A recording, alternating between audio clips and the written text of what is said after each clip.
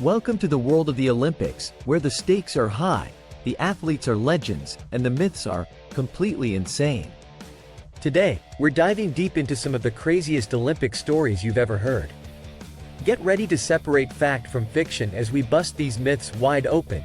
And the 1904 St. Louis Olympics, Cuban runner Felix, also known as Andorran Carvajal, stopped mid-race to eat some apples from a nearby orchard. The apples were spoiled, causing him to get sick, take a nap, and still manage to finish in fourth place.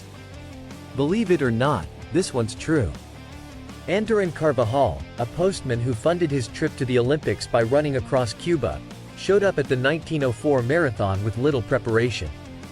During the race, he stopped to chat with spectators, picked apples from a tree, and suffered from food poisoning. After taking a nap to recover, he rejoined the race and still managed to place fourth. Talk about determination. This story is truly legendary.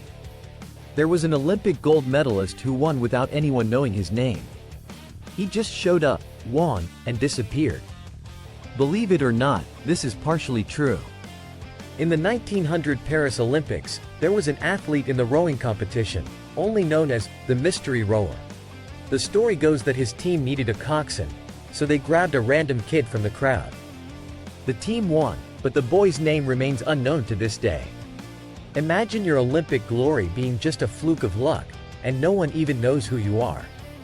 In the 1968 Mexico City Olympics, an athlete took LSD before competing and set a world record in the high jump. False, but it makes for one wild story. This myth likely stems from the era's experimentation with psychedelic drugs. However, there's no evidence that any Olympic athlete used LSD to enhance performance.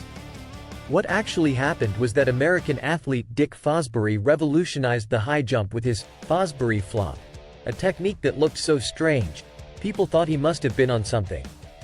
But no, the myth wasn't true.